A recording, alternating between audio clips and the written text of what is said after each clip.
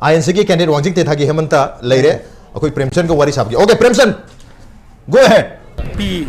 मसी यादवनीना लेबा मणिपुर जा खुदिंग मक्ता अदुगा मखोइना मसी आधार याउदबदि थादबा यादे आधार नतगा आइडेंटिटी कार्ड अमा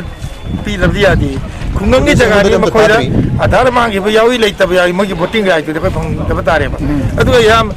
नेचुरल जस्टिस मागी फोटो आईडी स्लिप असिदा मागी फोटो यावरे मम्मी यावरे ममा मपा यावरे कनानो जि मसा खंगबनेबा मसी तोरगा चंगन बदा करी कायेबा मदो चंगन देबा कदाइदा तेंथागी अगी एरिया सिदा वांगिन द कैंडिडेट अमा लई मागी एरिया दी आधा यावगे यावरे तो पंगी जंगलेबा मदुन मरम मरगा सि भोट थादबदा थेंथबगी मचा अमुवे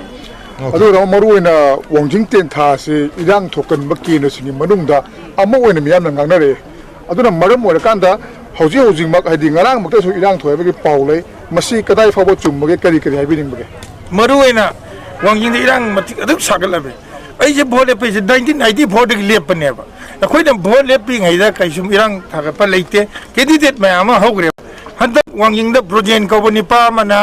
इलेक्शन थनेने लेपेबा माने हेक इलेक्शन लेप मतमदगी ngasi भाव अमुक्त होगिदे मौद इरांग मयाम सागलेबा सि ना मरम मोरगा कैंडिडेट से मसिना अखोइ इरांग सागतपने ओके माने कैंडिडेट ओइदिन ममांदा अखोगी तोंगान तोंगान मिखल क्याम थिंगनबिखरे हंदक किसिदि कोइ बाय पाकनि हाइबगी थाजाबले बिरमबसु है मार्जिन क्याम हेलगनि माय पकपे अखोइ मार्जिन लिसिंग अनि गी चंगा गी मथक तको हेलगा कागने जे खोइ प्लान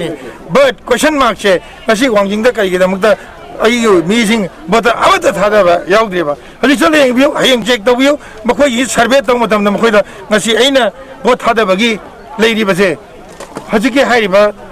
वांगिंग अब जगह जिदा सिगी साइन जम द फंगोयबा अदुदि फ्री एंड फेयर इलेक्शन जो होइबा मसी हम सागी वखरमी जेम सुंया यादमे कैमरा से मसी हयें ओन तो मतमदा मी कराना भोट थादगे जे नंबर 1 थानी